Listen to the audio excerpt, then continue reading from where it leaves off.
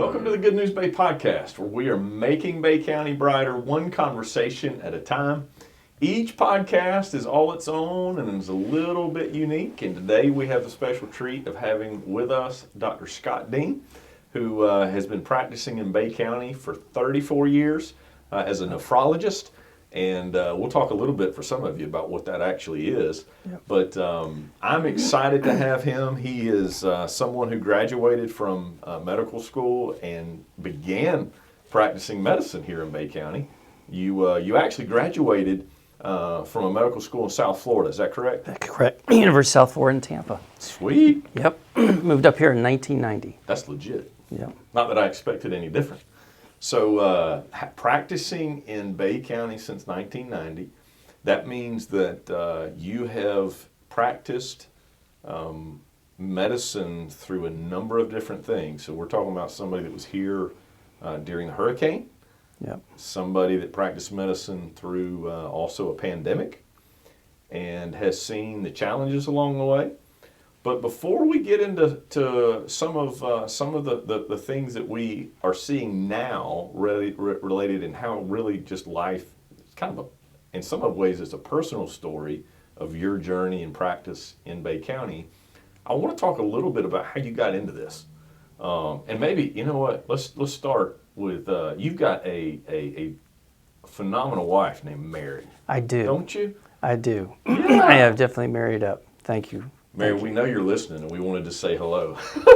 Absolutely, thank you. She's a doctorate. She has a doctorate in pharmacy. Yes, and she's somebody to be admired because after raising children, she went back and got her doctorate degree at the University of Florida. But she will always claim Auburn as her say wherever she's at. She's as her home. War So Eagle. yeah, she's St. War Eagle right now. So there you go. Yeah, she's a woman to be admired and someone who, in every aspect of life, has brightened my world, so I appreciate that.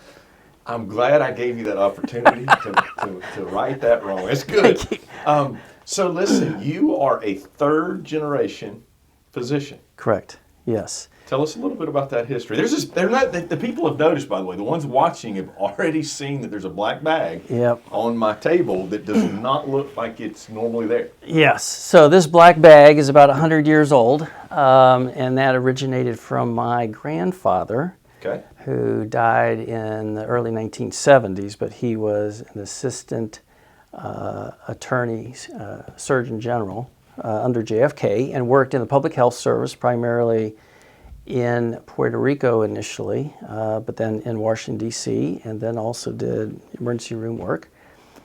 My father also went into the public health service and worked initially for 2 years on an Indian reservation in Lawton, Oklahoma, where I was born. Wow. Yep.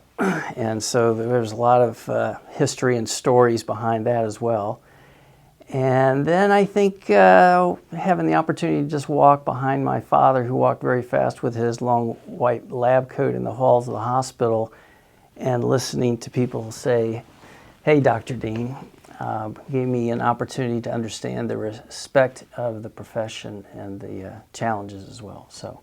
Now, you told me there was kind of an expectation for you to go in the medical field when you graduated high school, right? Right. So, I mean, I think I pretty well had made that clear to my father at that point, because I had already started working as a phlebotomist probably my sophomore year of high school, which meant being in the hospital at 6 a.m., ready to draw lab from patients with my braces on. They were asking the question. I was going to say, if I'm in the hospital and you said you were 16? Correct. And with braces, and the question was, are you really old enough to be drawing my lab? Have you ever done this before? Am I your very first stick? All that, right. So that was going on. Which arm do you want? Like, which one are you good at? Correct. Right. Which one's the best arm? So anyway, there's a process, obviously, to getting from here to there. So that started very early, and I think I just had an interest in it, and I knew that was something I wanted to do. But there was never a plan B, by the way, in case the degree in biology didn't work out. So at graduation, I got a card from my father, and that's all I got. He attended the graduation, though, but he said in the card, "Congratulations, you're almost halfway there." Wow. Wow. And I had no idea what that meant at that point. There was so many distractions going on at the time of graduation, and it was a recollection I came up with years later when I began to appreciate the path that I was on, and then also the understanding somehow that he had of not only where it was, but how long it was going to take me. That was just remarkable. I don't know how I came up with that. So you, when you came to Panama City, you began to work at Nephrology Associates, yep, and I've been there ever since. And you came in as kind of a junior partner. I don't know if that's the right term. Correct. I was the youngest guy in town, and you're not the junior partner anymore. I'm the oldest partner in town. I'm not the president, but I am the oldest. You got a lot of young guys. That's all that means. So I said that at the beginning. I said we'd explain what nephrology was. You have helped me know more about that. We're talking about kidneys predominantly, correct? Study of kidney diseases, and that involves dialysis patients. We currently serve 5 counties, and we have 7 dialysis units. I'm the medical director of the facility up in Mariana, and also the one in Port St. Joe. I have 3 other really fine, outstanding, hard-working partners that work with me who also serve and take care of other patients in other units across town. We have one on the beach, we have one in Lynn Haven, we have one in Panama City as well, so and then one also in Shipley. So, one of the things, and I don't want to miss out on some of the other topics that I know that we wanted to discuss, but I like to talk about optimism, but not optimism that kind of denies the reality. To me, if you're just positive all the time and you don't look at what truth is, then that's not necessarily good. And so, being from Panama City, I know that we've been through some stuff, and I know that medical treatment it took a hit with the hurricane. Yep. We're coming up, maybe actually right at, by the time this airs, the 5th anniversary of Hurricane Michael. Both of our hospitals took major hits. Yep. It was tough during that time. Before I really go further, talk to me a little bit as one who was handling patients that needed treatment. But the challenges with the hurricane and power being out and lack of water, et cetera. Yep. What was it like to try to find and treat your patients? Well, it was very challenging because, number one, we didn't have communication. Yep. We didn't have electricity, and we didn't have water. Mm-hmm. And if you do not have safe water, you cannot keep alive the 300 and some patients that we were expected to dialyze 3 times a week alive. And this is not just tap water. This isn't just deconfinement water. This is like carbon filter times... reverse osmosis, ultra pure water. Yep. And so we were fortunate with good leadership, started long ahead of time. I certainly sing praises to my junior associate partner, Dr. Compton, president of our practice. She spent the night at Bay Medical Center and was able to kind of keep things together. She's the medical director at Lynn Haven. That's where we kind of had our primary dialysis going on, but we had to basically truck in water from outside the state in order to provide the dialysis water that's necessary to do the treatments for these patients. And the other thing is the providing company, DaVita, who did an outstanding job with disaster preparation as well as kind of almost search and rescue for 300 some patients to find them in their homes in the midst of downed trees, downed neighborhoods, unpassable roads. Now, for those of you listening and not watching, I'm putting my hand on this bag, this medical bag from 100 years ago that was your grandfather. I'm assuming the way we treat patients today is a little bit more complicated than it was then. Correct.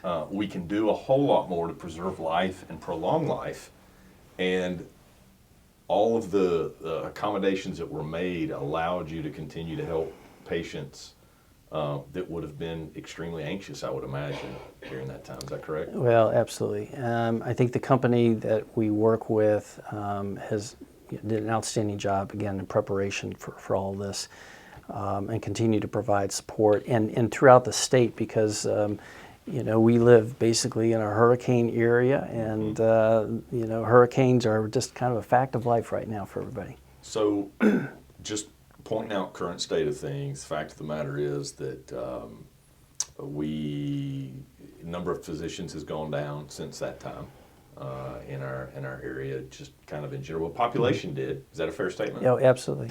Okay. Yep. Then we had a pandemic. Correct. And we were all thankful for the heroes that were in and are in that field. I don't think it's a secret to anybody that knows me that you're a friend of mine, and you're one of those folks that I was reaching out to find out, like, how do we walk through this? Right. But you were in the middle of it. We know that the national trend and the state trends are that we've had a lot of people leave the medical field since the pandemic. Is that true? Yeah, I think nationally, I think the statistic I heard was that we had 1 million healthcare providers leave healthcare as a consequence of the pandemic. Now, some of y'all are listening. You're like, I thought this was good news, but it is. But I want you to know that, like, we live in a world where we know that we've got an aging population. Yep. We know that the doctors, the average age, they're not all as young as Dr. Dean is, No. and so the average age is continuing to increase. And they're nearing. Many of them are nearing retirement.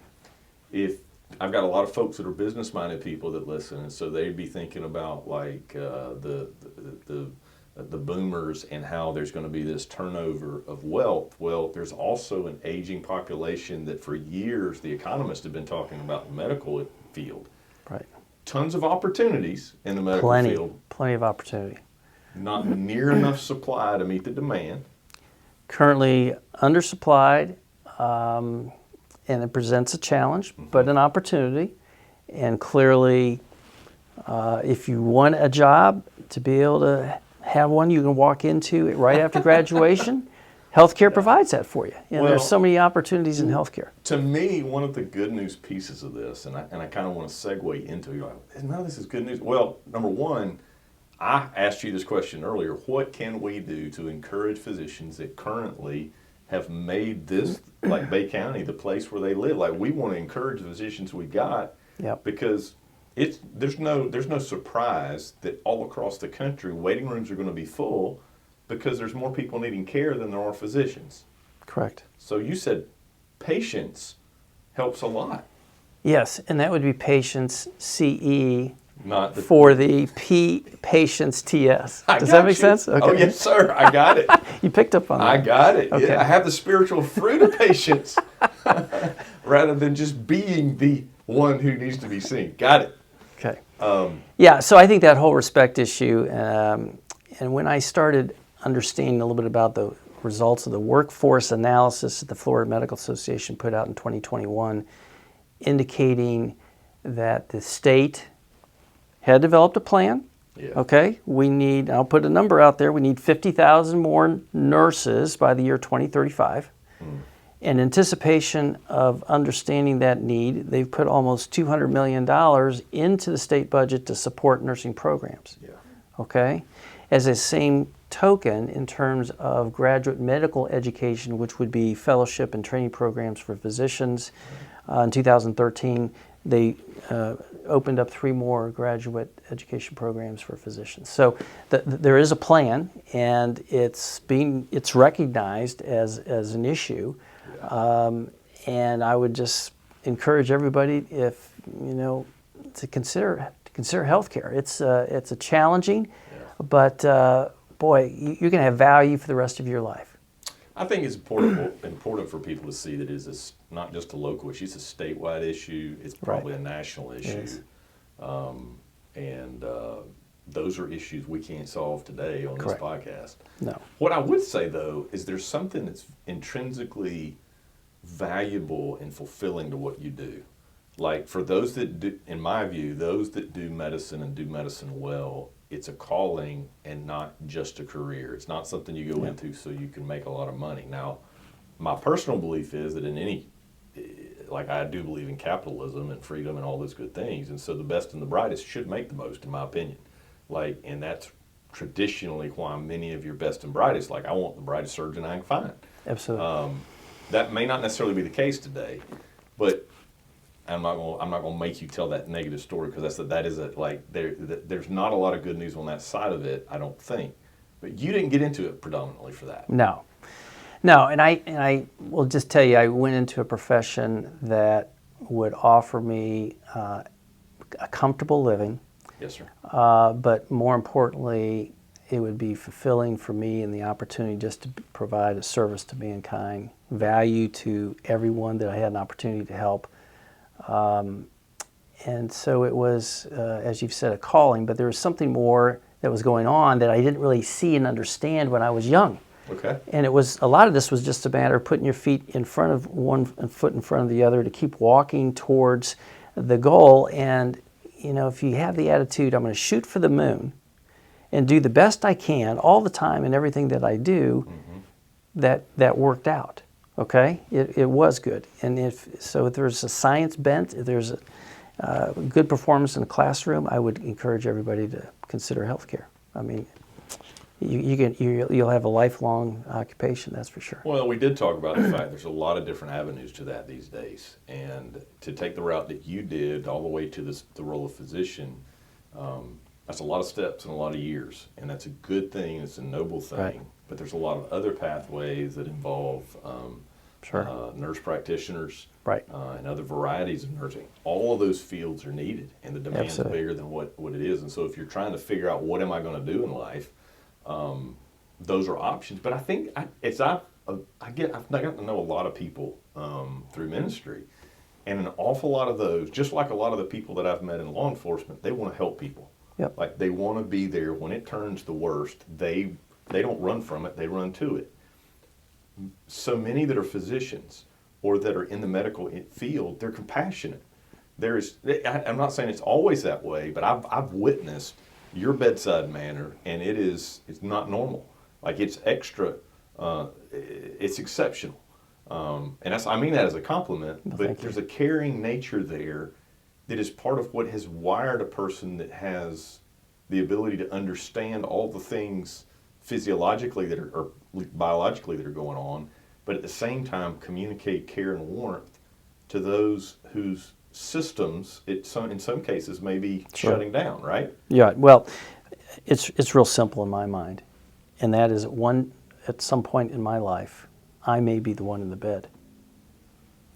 It may be me who is desperate for help, desperate for time, desperate for someone who is willing to take the time just to understand what is really the need that I have. And as a consequence of that, it requires and demands my time, but I also want to offer that as well because it's just human compassion. Well, it also has become personal for you in ways that I don't think it would have been otherwise.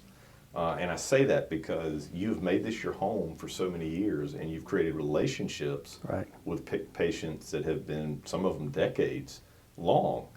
And that's not just another warm body. I mean, nobody would ever say it that way, but having pastored in other places, I love the people that I pastored. But these days, in many instances, I'm pastoring people that I've known most of my life. Correct. It's personal. It is personal. It's not just a family going through a hard time. Right. And you get to know the patient's spouse.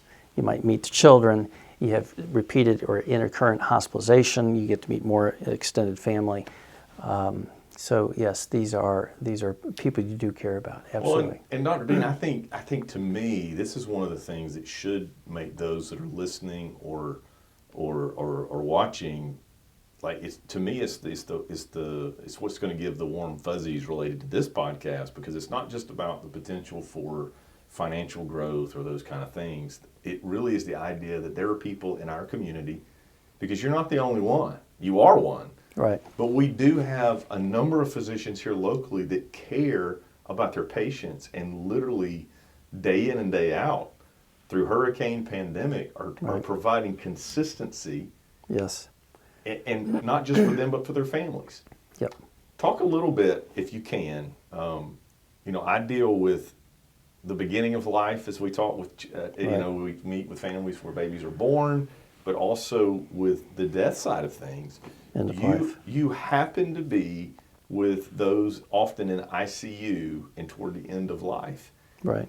I know you to be a man of faith. Do you see opportunities in those moments to give care beyond just the physical care? Because there's such big questions and emotional things happening then. Right.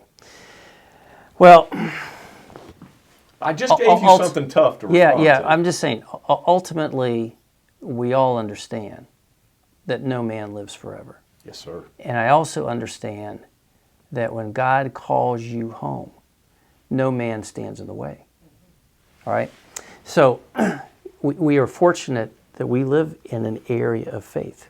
We live in, if you want to call it the Bible Belt, whatever it is, but it's a conservative but deep understanding that our God, who created us, also calls us home, and we have that opportunity to spend an eternity with Him. So as a consequence, understanding a patient's faith belief and their understanding and confidence in the life thereafter and their salvation is imperative for me to be able to make reasonable, wise decision making in terms of, do I initiate more aggressive care, or am I okay allowing the patient to remain comfortable, but understanding that, again, aggressive continued care may be futile. And it's a difficult discussion sometimes to initiate, but in the right setting, in the patients who already have a faith foundation, it is a welcome discussion that the patient and the family appreciate. I'm going to speak as a pastor right here, because I think it's really a special thing, because what I hear when you talked with me about being in a space where families are trying to make decisions. Yep. It is, I've witnessed this to some extent, when mom or dad or grandma or granddad is able to look their children or grandchildren in the eye and say, I'm going to be okay. Like, that is an awe-inspiring moment. And I know it may not feel like it ought to be on a Good News podcast, but there are people that are in those spaces and in those moments, and there are a number of those in Bay County. I'm blessed to know at least one that is able to be the voice and the encouragement that I'm not in those spaces. And that's a calling. And I would say, and I know, you know, what do you say to that, right? You those that can't see your head drops, because that's a big statement. But listen, Yeah. Law enforcement can be the same way. Sure. It's Yeah. a beautiful. I'm grateful for somebody that can help Well, walk families. well, through this and I'll just say, because again, we think back on the path and the process to get to where I have eventually landed, Yes. and it has been a process. And sometimes during the process, we don't understand why. Sometimes the process is not necessarily pleasant. Sometimes the process may not necessarily be what we personally choose moment to moment. Mm-hmm. But looking backward now on the opportunity in my life and the number of people I've had to have personal conversation with, one-on-one, behind closed doors, and really understand the true gift of God available to each one of us, to be children of God and to be of Him and to have eternity with Him, is a personal relationship that I have with my patients. Mm-hmm. And I don't ever want to abuse that opportunity, and it's not necessarily always given with every patient, but the opportunity is still there. Well, and I think it's fair to say, because I don't want to, I want to be really careful, though I know you to be a man of faith, I also know that you build relationships with your patients, and you are able to pick up over time, and maybe relatively quickly, depending on what they share with you, like what is professional or not. Like, you know how to be able to walk with them along those professional lines. Yeah, Am I saying that right? Well, absolutely. Well, yeah, you spend time with them. You know, my first encounter with the patient is generally in the office 45 minutes, in the hospital maybe a little less than that. But it begins a foundation of caring, a foundation of valuing them by giving them my time. Mm-hmm. And I think that appreciation begins that relationship of saying, okay, he cares about me enough to know, and then from there we can build on it. So, well, I know that I am encouraged, having spoken with you more at length today about the ins and outs of what it looks like to practice a calling. Yeah, you know, if it's about the dollars and cents, at some point you're going to quit. You're going to get tired of it. Yeah, you're going to get frustrated a little bit. But when it's a true calling. Yep. But the blessing, though, is beyond eternity. I mean, the value of that and the understanding of that which may not be there at the beginning, and it's very challenging when you're doing this and also raising children to be able to see the light through the woods and through the forest and everything. But I think later on in life, you get an opportunity to slow down just a little bit, take a step back, and appreciate kind of, okay, now I understand why this was maybe a little more difficult than I thought it would have been. Now, I'm going to change gears before we close it out. Okay. And I didn't tell you I was going to do this, but I think it'd be all right. I know you well enough to know, and I'm not a golfer, but you are, or you have been. Yes, still playing. So upon occasion where the phone's not ringing and you're not on call and those kind of things, you like to get in this Florida sunshine, don't you? I do, yes. And I encourage you to do as much of that as you can. I appreciate that. Thank you. And I am trying to do that, actually. Yeah, well, I know you've encouraged me to try to get out on the water from time to time, and so I am grateful for the commitment you have to your calling. I'm grateful for those that you represent, even in this podcast, that are other medical professionals. Thank you. We all are grateful for those that do provide the best care that they can in this community. And we have a lot of people there. We are so blessed with the number of caring healthcare providers we have. And so many are Christians and are willing to encourage and pray and uplift you any moment of the day, any shift, any day of the week, they're there. Well, whatever your career, whatever your calling, whatever the thing is that you, and I'm talking to our audience now, yes, that you're about in life, use it to make Bay County and beyond a brighter space, right? Like, let that light shine. Amen. Dr. Dean, thank you so much for being our guest today. Thank you for the opportunity to be here. Absolutely. Right. Thanks, Steve. Thank you so much for joining us for the Good News Bay podcast, where we are making Bay County brighter one conversation at a time. Please help us share this good news and change the conversation by liking, sharing, and subscribing to the podcast.